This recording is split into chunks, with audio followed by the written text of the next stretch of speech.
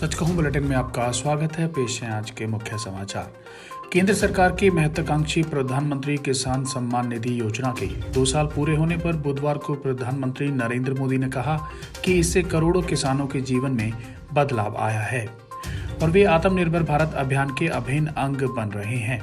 मोदी ने कहा कि देश के किसानों की दृढ़ता तथा जुनून सबके लिए प्रेरणा का स्रोत है और इसलिए सरकार ने उनके जीवन को गरिमा प्रदान करने और उनकी संपन्नता सुनिश्चित करने के लिए प्रधानमंत्री किसान योजना शुरू की थी।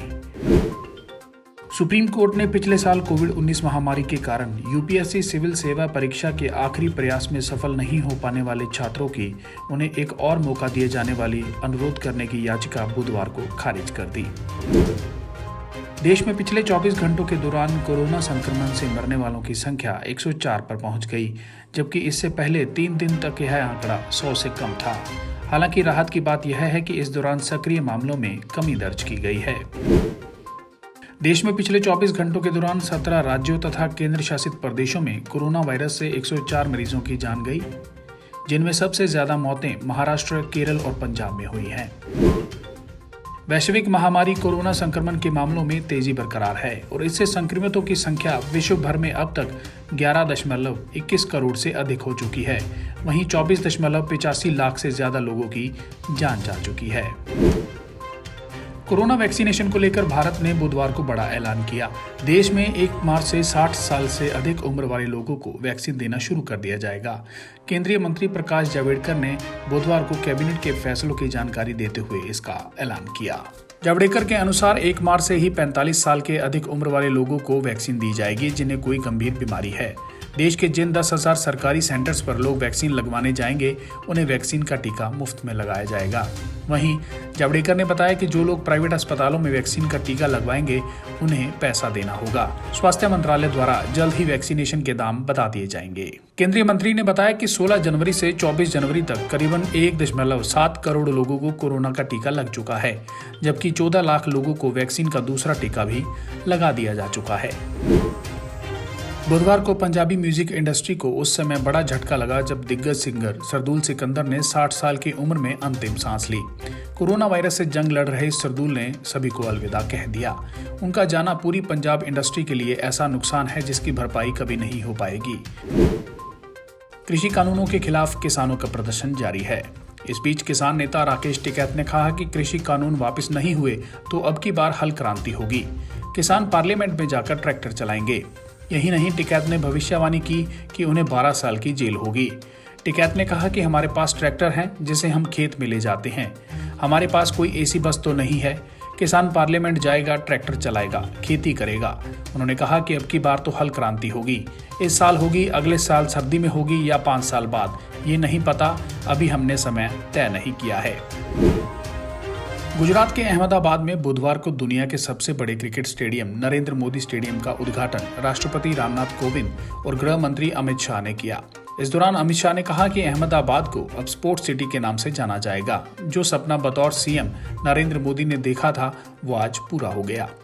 गृह मंत्री अमित शाह ने कहा कि Sardar Patel sports enclave, Narendra Modi stadium और नारायणपुरा में बनने वाला स्पोर्ट्स कॉम्प्लेक्स, ये तीनों मिलाकर किसी भी अंतर्राष्ट्रीय स्पर्धा में खेलने वाले सभी खेलों को अंतर्राष्ट्रीय स्तर पर खेलने की पूरी व्यवस्था एक ही शहर में एक ही स्थान पर होगी। स्पोर्ट्स एनक्लेव में विश्व की सभी खेलों की व्यवस्था यहाँ होगी।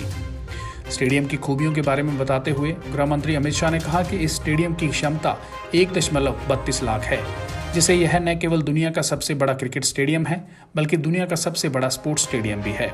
यह एक ही दिन में 2 अलग अलग खेलों की मेजबानी कर सकता है। अमित शाह ने बताया कि नरेंद्र मोदी स्टेडियम 63 एकड़ में फैला हुआ है। इसे बनाने में लगभग 700 करोड़ रुपए लगे हैं। मैदान में कुल 11 पिच तैयार की गई हैं, जिसमें लाल और काली मिट्टी से बनी अलग अलग पिच हैं। खिलाड़ियों के लिए खास ड्रेसिंग रूम तैयार किए गए हैं, जिसमें जिम भी हैं। एक साथ 4 ड्रेसिंग रूम वाला यह पहला स्टेडियम होगा। अमित शाह ने बताया कि स्टेडियम में न परछाई दिखेगी, न बारिश का असर रहेगा। करीबन 600 स्कूलों को इस स्टेडियम के साथ जोड़ा जाएगा। सभी स्कूलों के बच्चों को यहां पर लाया जाएगा और खेलने का मौका दिया जाएगा। स्टेडियम के पास जो स्पोर्ट्स कॉम्प्लेक्स बन रहा है, उस पूरे इलाके में 20 स्टेडियम तैयार किए जाएंगे, जिसमें अलग अलग स्पोर्ट्स के लिए व्यवस्था होगी। मुंबई के वसई इलाके में रहने वाले 80 साल के बुजुर्ग को बिजली विभाग ने 80 करोड़ रुपए का बिल भेज दिया। खास बात यह है कि यह बिल सिर्फ 2 महीने का है। इसे देखते ही बुजुर्ग का ब्लड प्रेशर बढ़ा और उन्हें हॉस्पिटल में एडमिट करवाना पड़ा। वसई के रहने वाले गणपत नाइक की तबीयत बिगड़ने के बाद अब उनका परिवार सदमे में है।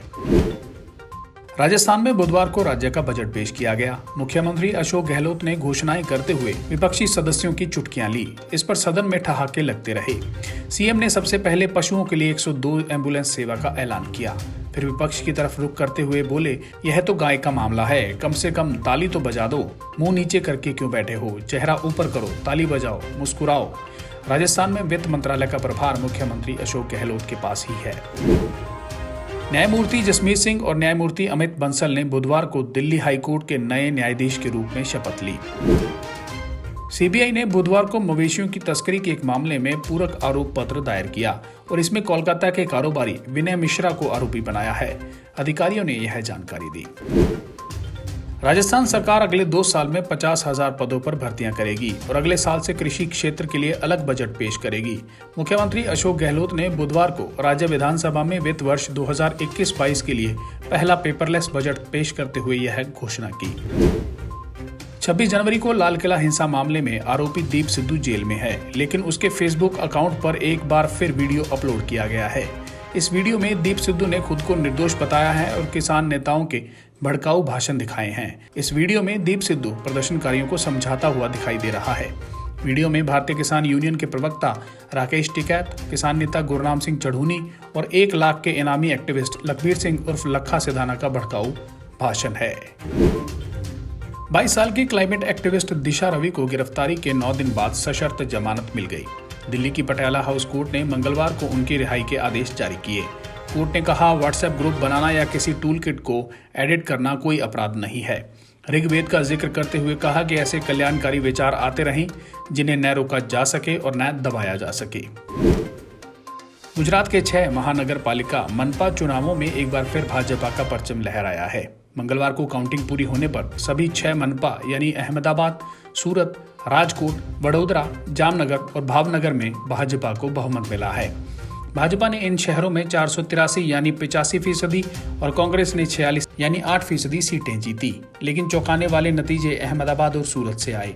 अहमदाबाद में ओवैसी की पार्टी AIMIM के 7 पार्षद चुने गए। वहीं सूरत में पहली बार आम आदमी पार्टी के 27 पार्षद जीत कर आए।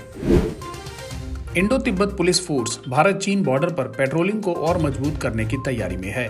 फोर्स के डायरेक्टर जनरल सुरजीत सिंह देसवाल ने बताया कि शॉर्ट और लॉन्ग रेंज पेट्रोलिंग बढ़ाने की योजना बन रही है। फिलहाल भारत और चीन की सेनाएं पूर्वी लद्दाख के कुछ इलाकों से डिसएंगेजमेंट के लिए सहमत हो गई हैं। पिछले साल जैसी यथास्थिति बनाने के लिए दोनों देशों ने अपने सैनिकों को पीछे हटाना भी शुरू कर दिया है। 2 दिन के लिए श्रीलंका के दौरे पर गए पाकिस्तान के प्रधानमंत्री इमरान खान ने भारत से रिश्तों को लेकर एक नया खुलासा किया। बुधवार को दौरे के आखिरी दिन इमरान ने कहा, जब मैं सत्ता में आया तो प्रधानमंत्री नरेंद्र मोदी से संपर्क किया। मोदी से कहा कि दोनों देशों के बीच जो मुद्दे हैं उन्हें बातचीत से सुलझाया जाना चाहिए, लेकिन इसमें कामयाबी नहीं मिली। इमरान ने उम्मीद जताई कि भविष्य में इस मुद्दे पर उनकी कोशिशें कामयाब होंगी। इस दौरान उन्होंने कश्मीर मुद्दे का भी जिक्र किया। EU यानी यूरोपियन यूनियन के 6 देश बॉर्डर पर आवाजाही सामान्य करने पर राजी हो गए हैं। यह प्रतिबंध अब तक 2 बार लगाए गए और फिर हटाए जा चुके हैं। Belgium, Denmark, Finland, Germany, Hungary और स्वीडन ने यह फैसला किया है। इस बारे में यूरोपियन कमीशन को एक रिपोर्ट भेजी गई है। इस पर आज फैसला हो सकता है। हालांकि इसके लिए कुछ नियम जारी रहेंगे। हाल के दिनों में ऑस्ट्रिया और जर्मनी के बीच इस मुद्दे पर तनाव हो गया था। इसके बाद हालात सामान्य करने पर सहमति बनी। अमेरिका में राष्ट्रपति जो बाइडेन के नेतृत्व वाले प्रशासन द्वारा हाल ही में शुरू की गई अंतर्राष्ट्रीय भ्रष्टाचार रोधी चैंपियंस अवार्ड के लिए घोषित 12 साहसी लोगों में भारत की सामाजिक कार्यकर्ता अंजलि भारद्वाज का नाम भी शामिल है। अमेरिका में प्रबंधन एवं बजट विभाग में निदेशक के तौर पर नीरा टंडन को नामित किए जाने का व्हाइट हाउस और भारतीय अमेरिकी समुदाय ने जबरदस्त समर्थन करते हुए उन्हें इस पद के लिए सबसे अधिक उचित योग्य उम्मीदवार बताया है। मशहूर गोल्फर टाइगर वुड्स मंगलवार को तड़के यहां एक सड़क दुर्घटना में गंभीर रूप से घायल हो गए और डॉक्टरों को उनके दाहिने पैर में लगी गंभीर चोटों के लिए रॉड्स, स्क्रू और पिनें डालनी पड़ी हैं। अब खबरें हरियाणा से। हरियाणा के यमुनानगर जिले के रादौर थाना क्षेत्र के गांव पोटली में 28 साल के नौजवान को पीट कर मौत के घाट उतार दिया गया। युवक के चचेरे भाइयों ने भागकर अपनी जान बचाई। वारदात रंजिश के चलते अंजाम दी गई। इसी युवक से ही मारपीट मामले में आरोपी जेल गए थे और जमानत पर छूटे थे। हरियाणा के करनाल में मंगलवार रात को बड़ा हादसा हुआ।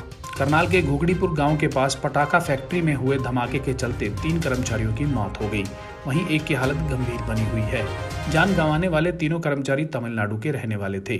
पुलिस मामले की जांच में जुट गई है।